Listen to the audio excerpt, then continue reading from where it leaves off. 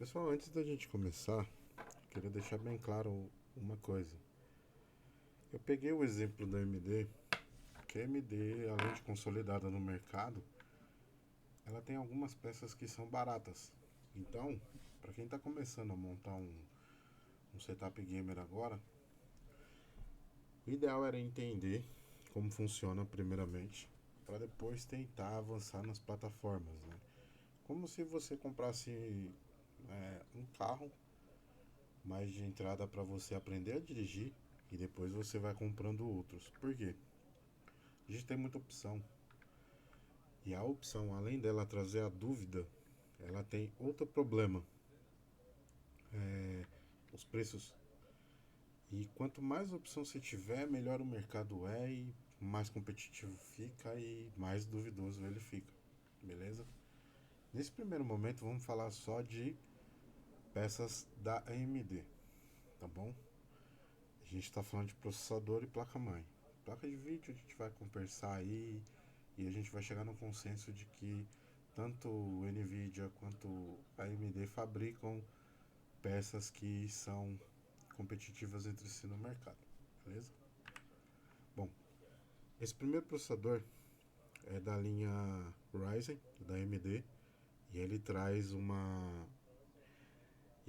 inovação legal. Ele é um processador de segunda geração e os processadores de segunda geração Ryzen, ele já tem os gráficos embutidos no processador. O que seria isso? A gente tem uma placa de vídeo, uma GPU trabalhando junto com a CPU da pastilha, né, do processador. Que o processador ele não ele é montado de uma forma que fica processador, ele tem a GPU e a CPU trabalhando na mesma pastilha. E qual a vantagem de você montar um setup com esse processador?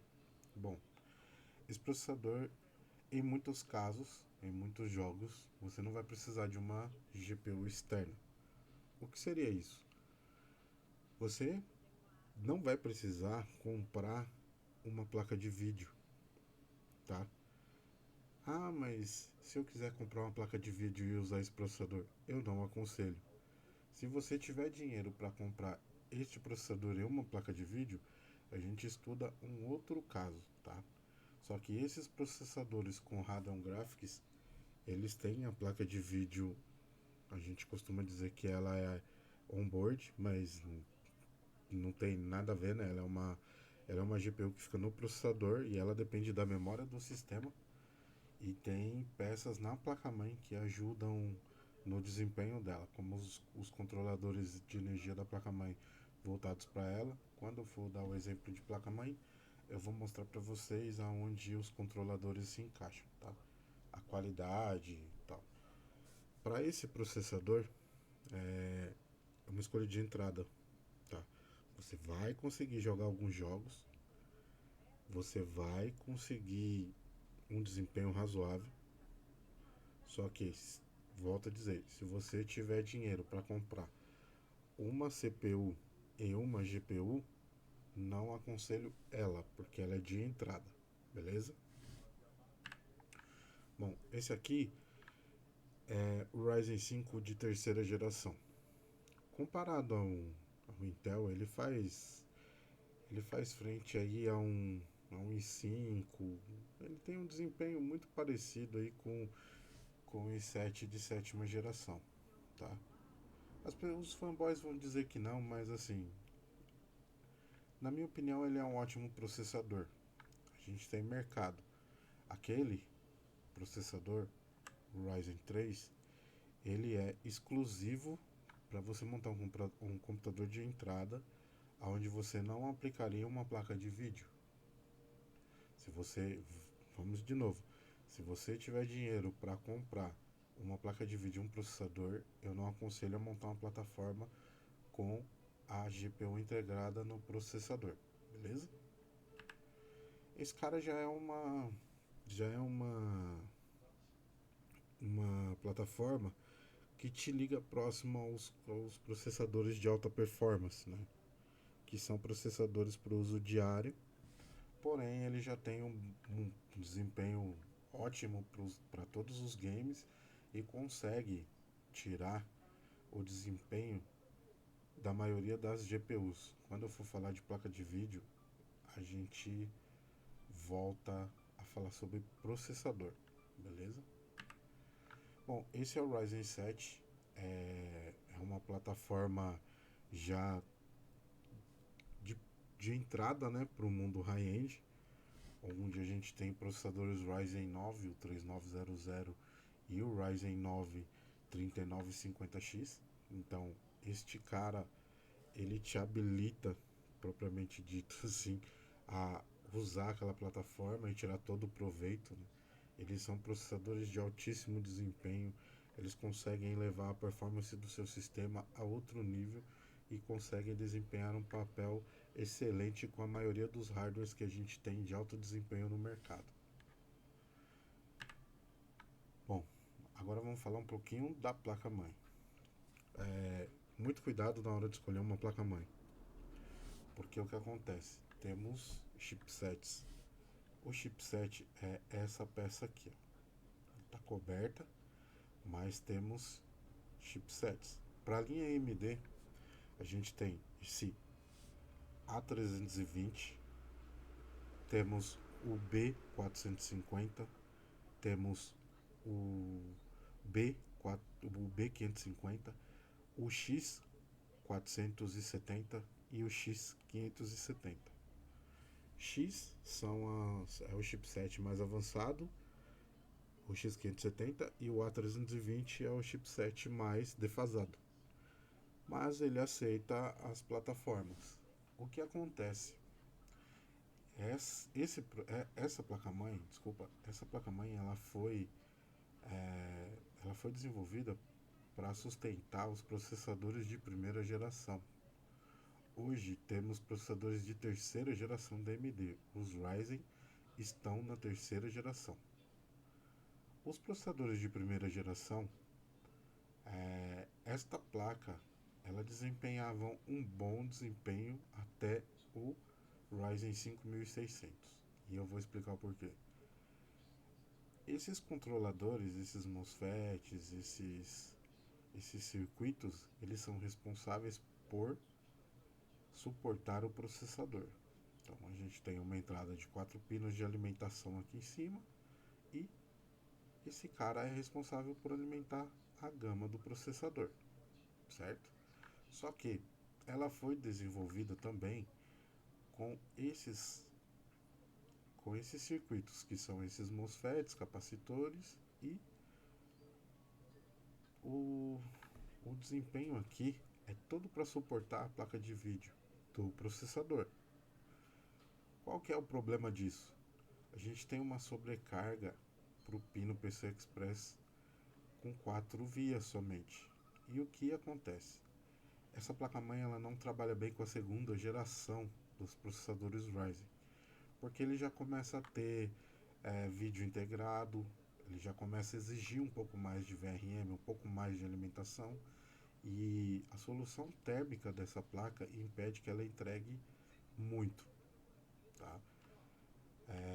Um exemplo, essa placa é de entrada, ela só faz dual channel, ela tem 2 slots de memória. No demais, ela tá ok, ela tem um ótimo áudio, ela tem uma rede bem legal, ela tem os slots para SSDs M2 e NVMe, tá? Ela aceita. É uma placa de som até aceitável, né? Que é uma Realtek. Os capacitores eles não são blindados e ela tem um fiozinho de LED aqui, porém ela não controla nenhum LED RGB pela placa-mãe. É mais estética, mais estética. Os detalhes dessa placa são: ela é pequena e é de fácil montagem. Vamos dar uma olhada agora no painel de entrada, das entradas da placa-mãe. Bom, ela tem as entradas P2, né, para teclado e mouse, saída VGA, não é DVI, é VGA, Isso já é um ponto bem negativo. Por quê?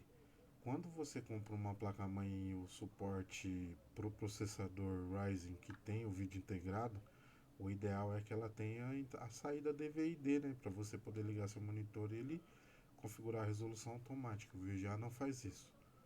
E temos HDMI. Aqui o transporte do HDMI é áudio e vídeo. Então aconselho a usar o HDMI. Temos duas USBs 3.0, duas USBs 2.0 e mais duas USBs 3.0. Esse chipset ele não dá suporte a USB 3.1, mas o que isso significa para vocês? Na teoria nada, porque quando você comprar um teclado e um mouse, você vai ligar nas saídas USBs, que é muito difícil achar as entradas P2 hoje no mercado. Então você vai ligar na USB e é isso. O Faísca quer participar do vídeo. Fica aí. Para dispositivo que pede mais velocidade, tipo uma troca de arquivo com um celular, por exemplo, você liga na 3.0 e se o celular for compatível, a maioria é, ele vai ter uma troca mais rápida de arquivo. E o som dessa placa-mãe, como eu tinha falado para vocês, é bem simples. Ele tem uma saída de áudio, uma entrada de microfone e uma saída auxiliar somente, mais nada. Vamos passar para outra. Essa daqui já é um chipset mais atualizado, ela já tem mais recursos, que é o B450M. Na verdade, o B450. O que essa placa-mãe tem de diferente da outra? Já temos 4 slots de memória, ok? Elas trabalham até Elas trabalham em duplo dual channel, porque você vai ligar duas placas em conjunto para trabalharem como se fosse uma. O processador ele já tem mais mais alimentação, porque a gente tem, em vez de 4, temos 8 pinos de alimentação. Temos todas essas fases para ajudar o desempenho do processador. E um detalhe, temos é, dissipação passiva em cima dos MOSFETs, ou seja, ajuda a dissipar o calor. Certos processadores, tipo o Ryzen 7 2700X, ele pede uma dissipação muito grande. E ele todo mundo usa esse processador para explicar o milagre da dissipação. Né? E essa placa-mãe, pelos testes que eu vi, ela aguenta o 3900X, que é um R9 3900X, em estoque. Eu recomendaria usar essa placa até um R7 3800X. Os demais eu creio que o chipset já fica um pouco datado, né? Porque ele já não tem a tecnologia PCI Express 4.0 para apoiar os processadores de terceira geração. Porém, um Ryzen 5 funciona muito bem com essa placa. Inclusive é o que eu estou usando para fazer esse vídeo e é o que eu uso para fazer minhas lives e meus jogos.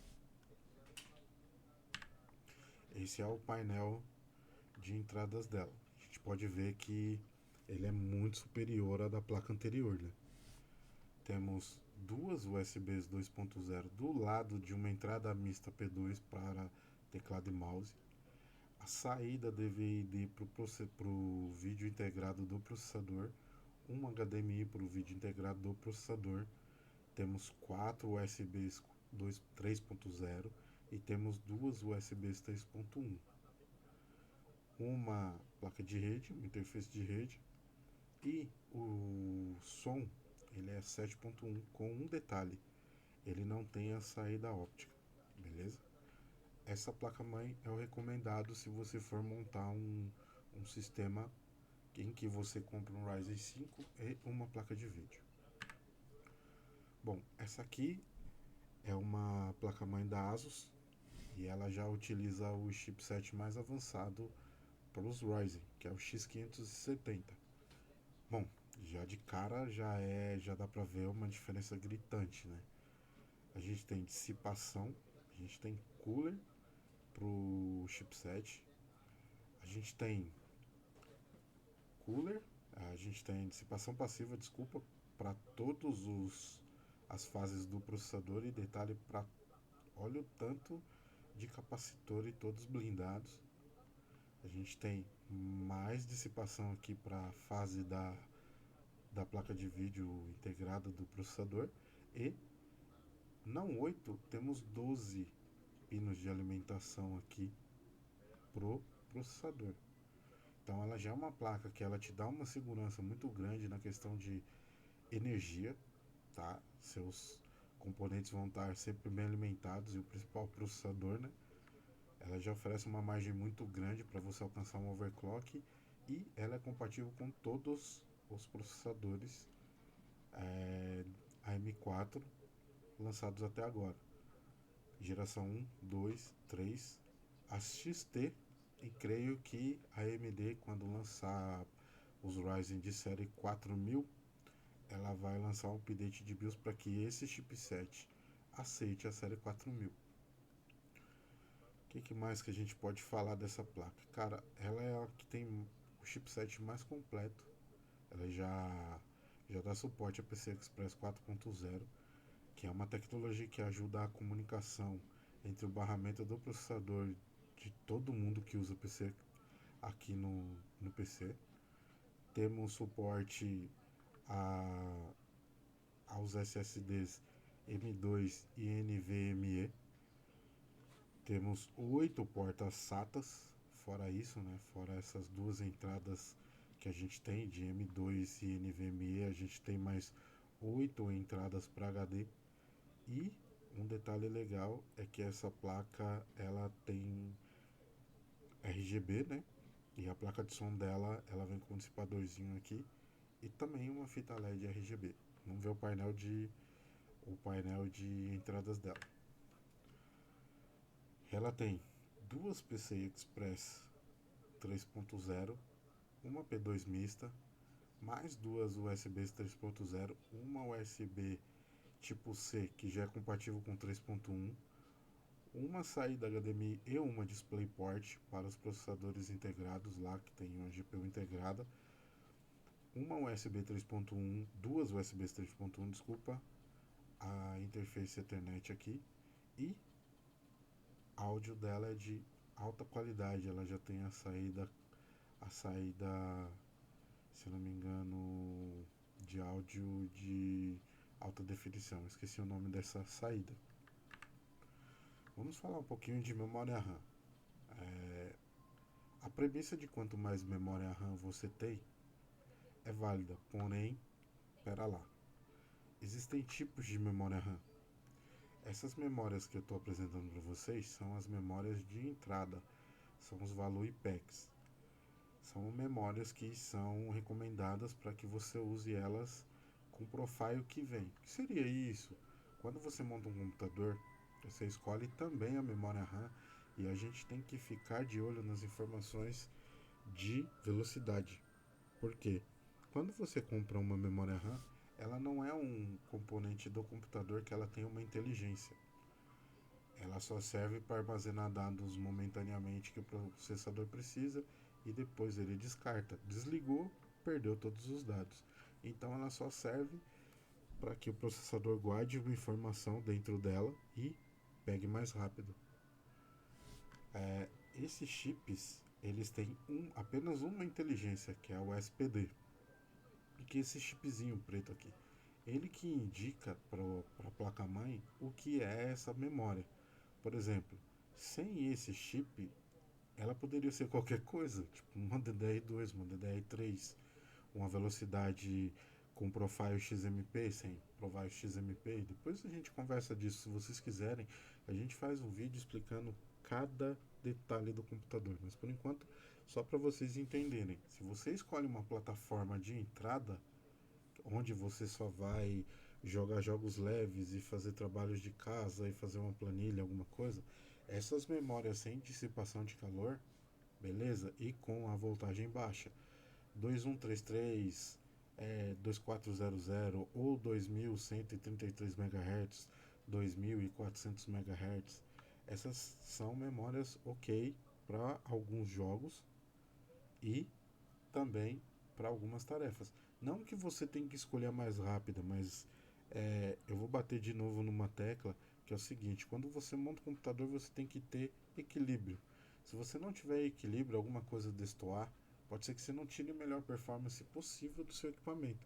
E isso não é legal, porque você acaba colocando a culpa de um mau desempenho nas peças, e nem sempre é assim que funciona. Então essas memórias são de entrada, beleza? Já as memórias, é, esse tipo de memória, a HyperX, por exemplo, ela distribui essas memórias com chip Kingston. Elas são DDR4, elas têm um alto desempenho. Por exemplo, a que eu estou usando aqui, ela chega a 3.200 MHz, mas já tem memórias aí que estão beirando 4.000 MHz e é muita coisa de informação. Então ela também tem que ter uma velocidade, senão destoa o seu setup, beleza? Bom, agora a gente vai falar de placa de vídeo. O que acontece?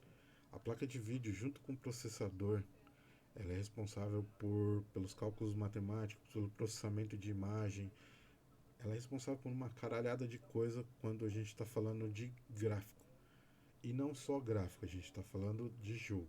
Então a gente tem aquele caso do Ryzen 3000, que ele tem uma GPU dentro da pastilha do processador, né, que vem junto, compartilha memória do sistema, alimentação, clock separado. Então não tem como você colocar uma qualidade de uma GPU externa dentro de um processador. Mas a AMD, volto a dizer, a AMD faz isso muito bem. Os testes, eles rodam até GTA V com uma placa de vídeo daquela, certo? Em que você não precise gastar com um processador muito bom e uma placa de vídeo muito boa, você já tem um desempenho satisfatório, tá? O que acontece? Essa placa de vídeo, ela é low profile. A Nvidia também fabrica placas de vídeo pensando nos slots de expansão e também para processadores como os Intel. Intel ele não tem uma GPU interna muito boa como a AMD tem. Então, se a pessoa não quer um desempenho de uma GPU externa, ela pode optar por um low profile, que é uma GPU que não tem um desempenho muito alto, que não tem um custo muito elevado, porém a qualidade satisfatória em alguns jogos. Essa daqui já é um meio termo entre qualidade e desempenho. Essa é uma GTX 1650. A marca não importa muito nesse primeiro momento, mas depois, se vocês quiserem, também eu faço um vídeo sobre placas de vídeo com marca. O que acontece? Essa placa ela já tem um custo mais alto, então ela já encarece o seu setup um pouco, tá? Você pode usar essa placa e ter um desempenho legal nos jogos. Inclusive, a maioria dos jogos em Full HD, né? A gente utiliza uma placa praticamente igual a essa para ter um desempenho aceitável, acima dos 50 frames, onde você vai jogar algumas coisas bem legal, não na qualidade muito alta, mas porém em uma qualidade aceitável, talvez até muito parecida com os consoles, né? Essa aqui já é uma placa onde você pode jogar em Full HD com altas taxas de frame, aonde você tem um desempenho muito alto, ele te entrega uma qualidade muito boa. E é uma placa que não temos o que falar. Tipo, ela é muito boa. Se você tiver dinheiro para montar um setup com Ryzen 5 e essa placa, você vai ter uma máquina muito boa. Uma quantidade de memória razoável, 8, 16 gigas, é essa placa e o Ryzen. E uma placa-mãe, pelo menos uma B450 aí para te dar um gás, né, para te ajudar no desempenho da máquina. Esse seria um setup legal para Full HD. E esse é um setup que eu recomendaria, se a pessoa tivesse dinheiro, né? Se não, a gente vai montando. O ideal é no começo você ter uma placa-mãe que suporte os upgrades futuros. Porque, querendo ou não, se você tem uma placa-mãe como o A320 e você quer dar um salto de processamento para o Ryzen 7 3800X, você não consegue. A placa ela não vai te entregar o desempenho e a gente vai ter um problema chamado throttling. A placa vai começar a diminuir o desempenho do processador quando os VRMs esquentam para que ele não desligue o sistema. E isso é ruim, porque você nunca vai ter a potência real do seu processador. Bom, gente, essa daqui já é uma placa bem avançada.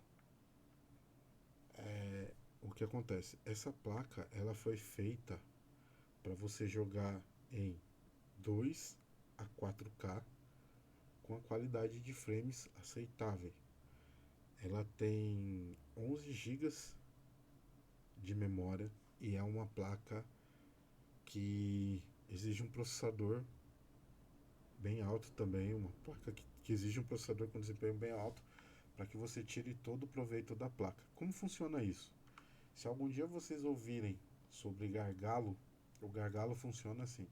Eu tenho em algum momento do setup uma peça que não tem equilíbrio. Por exemplo, um Ryzen 3 é essa placa. Eu consigo usar? Consegue, porque os padrões de conexão eles são iguais para todas as placas. Você tem um PCI Express, você tem um slot M4 e você tem um slot de memória. O que vai acontecer se você usar uma placa dessa num processador daquele? O processador ele vai sempre trabalhar em alta e a placa sempre em baixa, sendo que eles têm que trabalhar nivelado. Se o processador conseguir trabalhar em baixa e a placa de vídeo em alta, ele está tirando todo o desempenho da placa de vídeo e é isso o natural das coisas, beleza? Então pense, você precisa ter equilíbrio. Se você comprar uma low profile, talvez aquele Ryzen com placa de vídeo ele não te atenda. Por quê? Porque ele já tem uma low profile embutida nele.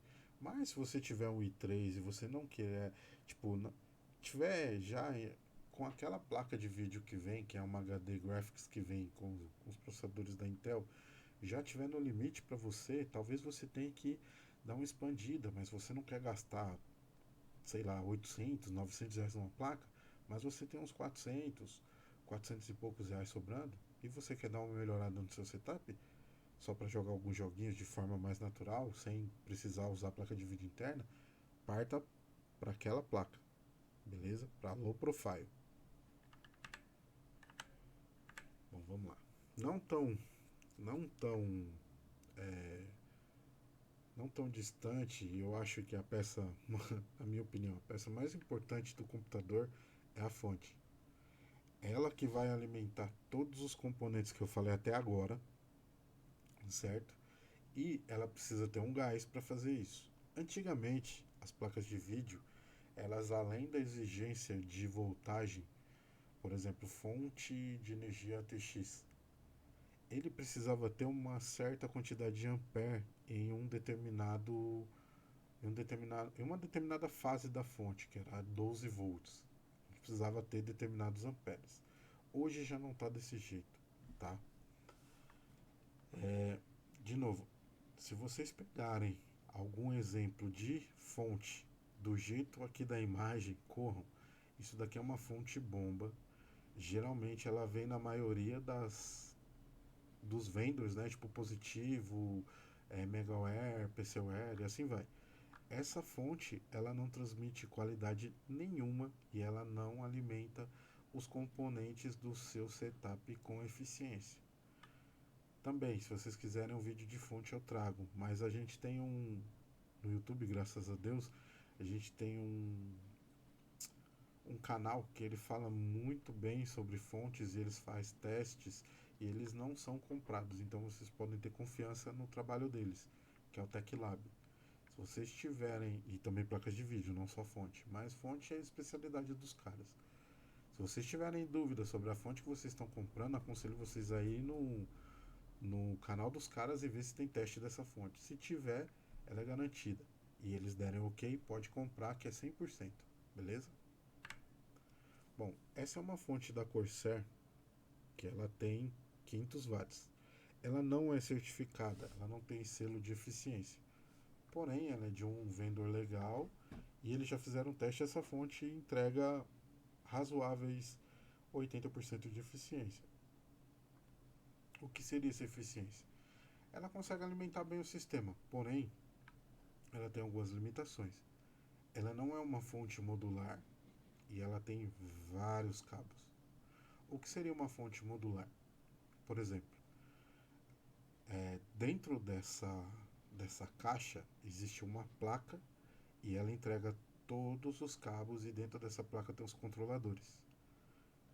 Uma fonte modular você consegue conectar na fonte um cabo onde ele tenha essa saída, porque isso aqui é o macho, e outro macho, um cabo de duas pontas macho. Você consegue diminuir é muito, não é gradativamente, você consegue diminuir muito o uso de cabo no seu setup. Então você não precisa ter quatro cabos SATA, você não precisa ter quatro cabos PCI, você não precisa ter essa quantidade de cabos. Você consegue colocar somente o que você vai usar. Isso na hora da montagem facilita porque você tem organização, beleza? Essa é uma fonte da Seasonic que ela é exatamente o que eu estava explicando de, de fonte modular, tá? Aqui a gente tem o conector da placa-mãe, os conectores de periféricos, os PCI Express e também da CPU.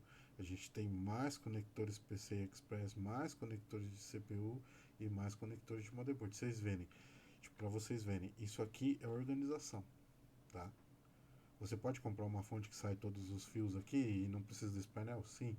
Só que a gente precisa ter organização na montagem, beleza? E a gente tem fontes que entregam extremo quantidade de watts. Essa daqui é um caso da Thermaltake. Ela é modular e ela te entrega 1.200 watts. Essa fonte tem um custo? Tem. E é elevado? É. E ela tem um 80 Silver. A gente, além desse 80 Silver, a gente tem um 80 Gold. E se eu não me engano, a EVGA tem um selo chamado Titânio, que é de eficiência extrema para setups, tá? Por enquanto, usem um recomendado para o seu setup. Bom, pessoal, só para continuar de onde a gente parou aqui, agora a gente vai falar sobre gabinete. Tão importante quanto as outras peças é onde você vai deixar essas peças, beleza? E como você vai acomodar essas peças dentro de uma caixa de ferro, ou de alumínio, ou de acrílico. Tudo isso conta. O que a gente tem aqui? Bom, pessoal, desculpa, é que meus cachorros, eles inventaram de atrapalhar, né? Bom, como eu estava dizendo, a gente precisa montar o PC em uma caixa que passe confiança, que seja eficiente na dissipação de calor, porque ela também precisa ajudar.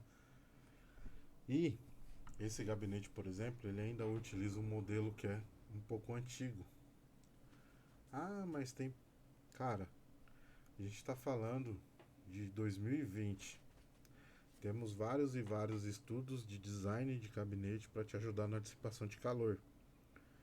Se você pensou no conjunto todo, chegou no final do projeto e você só tem dinheiro para montar um gabinete, comprar um gabinete desse, é melhor você montar o seu PC na caixa e não comprar esse gabinete e montar num e juntar dinheiro para montar depois, para comprar o gabinete depois. Por quê? A fonte fica em cima, certo? A maioria das fontes, depois de instaladas, elas ficam com o cooler para baixo.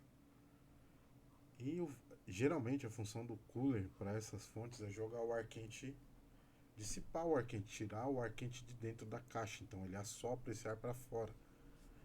Geralmente embaixo da fonte a gente tem os controladores depois de instalada a placa-mãe, a gente tem os controladores de eletricidade, a gente tem os MOSFETs e os MOSFETs do processador, temos o processador, temos um controlador de energia. Imagina o calor que a fonte faz e joga para cima do processador. Isso não é bom. Ah, mas eu preciso comprar um gabinete, não confio. Em último caso, compre um gabinete assim, com a fonte em cima do projeto, ok?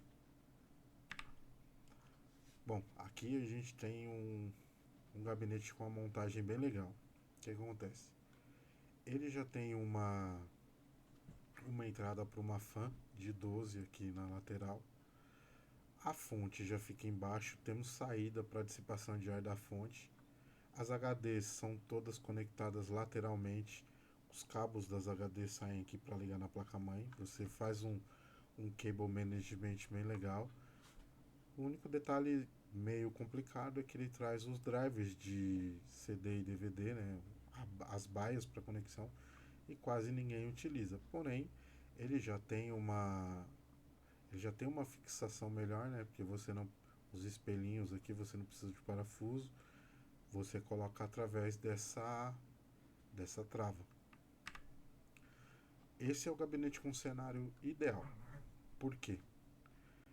A fonte desse gabinete, por incrível que pareça, ela fica em cima ou atrás.